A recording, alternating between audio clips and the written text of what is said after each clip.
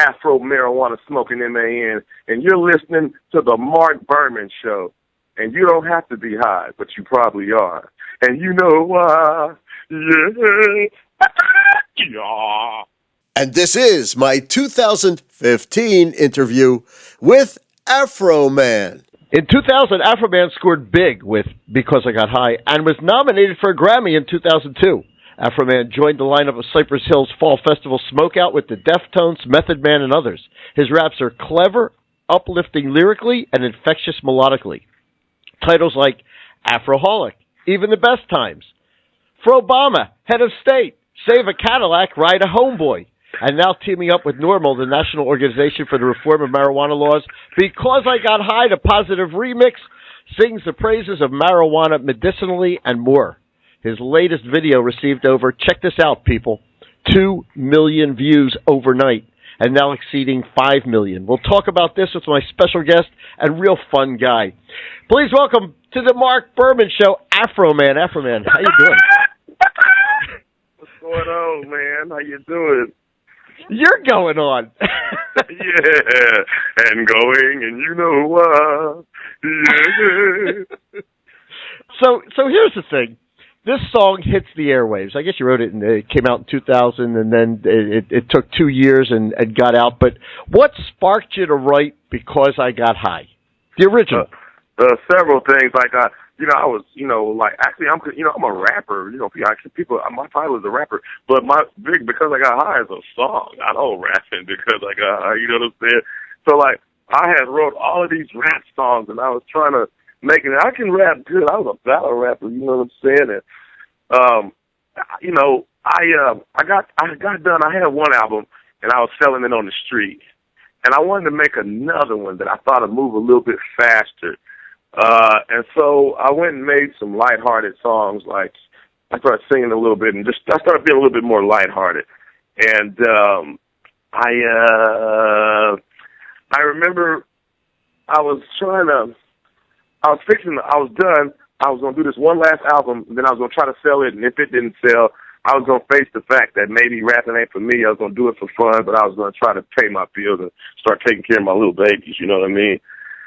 So I wanted to have some fun. I thought about all the stuff I was going to do before I smoked the joint. So I wrote it down real quick. I tell everybody I wrote the song in 2 minutes and 11 seconds. But it took me about 5 or 7 years to realize I had a weed problem, you know what I'm saying? And I'm not blaming nothing on weed, because I forget stuff. I naturally goof off even if I don't smoke weed, you know what I'm saying? But I smoke weed, and I get to feeling good and feeling happy, and I start playing music, and I get to having so much fun that, something important would slip my mind. But, that'd happen if I played football, had a girl, or did anything, you know what I'm saying? That, you got to be responsible no matter what you do, you know what I'm saying? So, I wrote that's what really inspired. I wrote Because I Got High. I kind of gave up. That was like the last song. I'm like, I'm going to just sing on this last song. I was like, I just had fun. I kind of didn't even care. And my most careless, craziest song wound up being the biggest one, you know what I mean? Now, you said you had sold it just on the street, but then it happened. You appeared on the Howard Stern show. Was that what catapulted it mainstream? I'll tell you, I had a box of them. I had 2 boxes of 250, and I went to New Orleans, and I was trying to sell them, and nobody would buy them. And I got discouraged because I've been trying to rap since 1986. You know what I'm saying? And it was it was creeping up on the year 2000. And I was a grown man. I'm not in elementary school no more, and it was starting to be apparent. So I couldn't sell them. So I just kind of shrugged my shoulders. I just wanted people to enjoy it. So I just started giving them to people. And I gave out 500 CDs in this big rave line. And kids they was in the rave. They couldn't play the CD in the rave, but they'd go back to the car and they'd smoke joints, and then they'd pop the CD in while they was outside smoking the joints. So, and these raves go all night long till like 6 in the morning, 7 in the morning. So next thing you know, later that night, kids start coming up to me crazy, like shaking my hand and going crazy. I'm happy for the admiration, but I'm feeling bad because I paid thousands of dollars to get everything pressed up and recorded, and I'm like, okay, thanks, wow. And I go back to Hattiesburg, 90 miles away from New Orleans, And those little kids went home and they put those CDs up on Napster, and it went viral around the world like in a matter of 3 or 4 or 5 hours. The next morning, it was the next afternoon when I woke up. I sobered up from being in New Orleans. I think the dude even came to my house because I wasn't answering my phone. He was banging on the door. He was like, Universal wants to fly you to New York, like, pronto. And I didn't know, all of this was too fast for my brain to even conceive. I didn't believe it was real. I'm talking about first-class plane tickets, limousine. Right. It was all, I thought I was really high then. You know what I'm saying? I'm on your website. I'm looking, and did I see you with a double-neck Gibson guitar? Yes, sir. Yes, sir. I tell everybody, Jake, always bring the snake. Wow. So what? How many instruments do you play? The guitar is my main one. I can play what I know on the piano and organ, and then I can play drums. I can keep tempo on the drums, so I can play about 4. Well, piano and organ is probably the same thing. So let's just say three instruments. Now, here's the thing. This is 2015. In 2014, you remixed Because I Got High. You put this video up online, and overnight gets 2 million views, and now it's got over 5 million. What's the reason that you rewrote it with the new message? When I first wrote it, I was just a little boy in the hood. First of all, I wanted to make some money, and second of all, I just wanted to make a funny song. And I figured no one would get offended if I took and picked on myself, you know what I'm saying? And it was a good play. And what I did, I connected with other stoners and everything, and everybody liked it. As I toured around the world, I ran into this small percentage of humanity that didn't like the song. They wasn't cops or squares. They were weed smokers, and they felt that I was insulting the stoner intelligence. You know what I mean? And by no means, because I had several things. I had several, catch-22s I had to deal with. I don't want to talk about weed while a cop is walking by or in presence or, those guys back squad cars up and chase you and pat you down and try to take you to jail and everything. So, in a bad movie, you can't let the bad guy win or else you're sending a bad message to the kids, you know what I'm saying?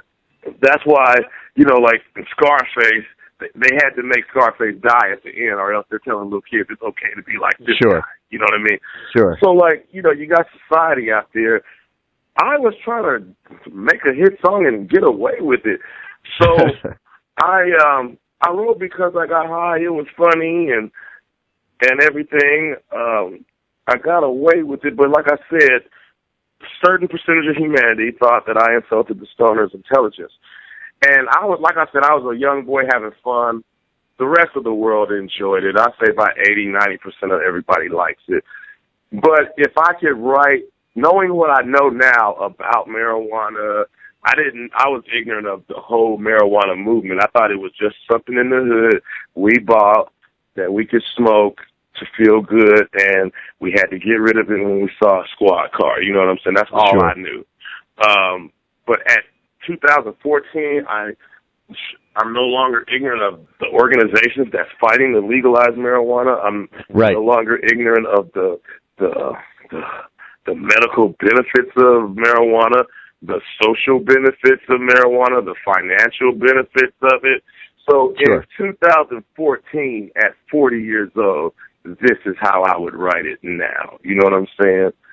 And what's so good about it, I still got the party version out there. Everybody still likes the original.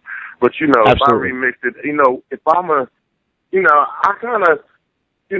was going to do all those things anyway. It's just a funny song. But if I'm a quote-unquote, bring out the negatives of marijuana, then I want to be fair and bring out the majority, positives about marijuana. Okay, so here we go. Democrat Bill Clinton said he didn't inhale. Republicans Ted Cruz and Jeb Bush and others said they tried it. Could they now blame whatever they didn't that they brought to the table that didn't work, could they blame that on being high, do you think? Because they're now admitting they did it. Thanks to me, they can slip it in there. Yeah, everybody got that card. You know what I'm saying? Well, here we go. Here's another one. President Obama fessed up and said he smoked it. Now gas prices are low, the stock market's high. Do you think it could be because members of Congress and the House and the president got high? You know what? I'm going to say yes. I think marijuana makes you more intelligent, man.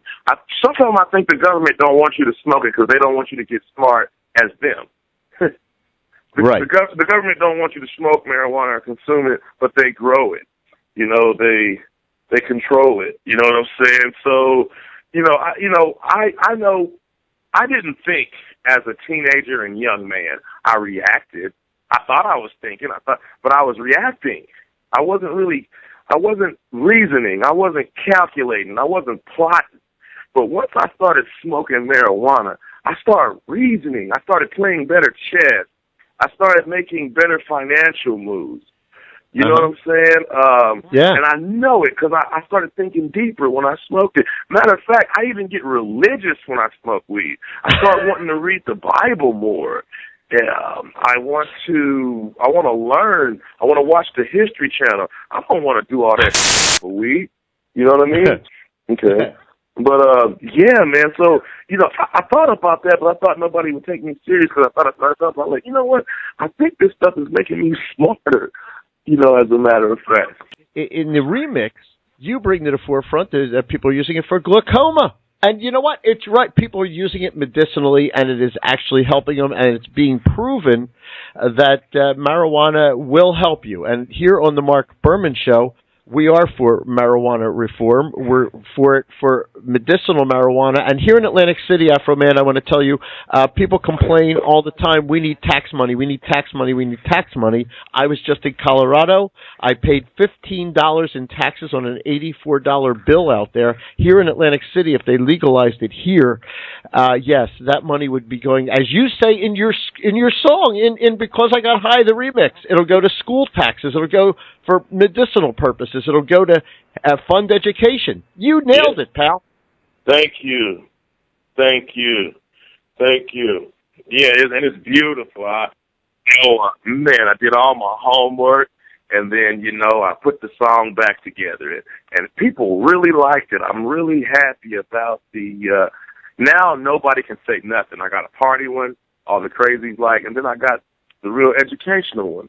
That's slightly humorous, too. You know what I'm saying? So I love it. I'm happy about everything. This is Afroman. We encourage you to check him out at OG Afroman. OGAfroman.com. Check it out. Go see everything he's doing. Hey, he's going out on tour. Check him out when he comes to your town. What's going on? This is the hungry, hustling American dream, the successful failure, the acceptable reject. I get this, but with respect. Afro marijuana smoking MAN, and you're listening to the Marc Berman Show. And you don't have to be high, but you probably are. And you know why? Yeah. Yeah. The Marc Berman Show is always on. Go to marcberman.com for our podcasts of our past shows and interviews.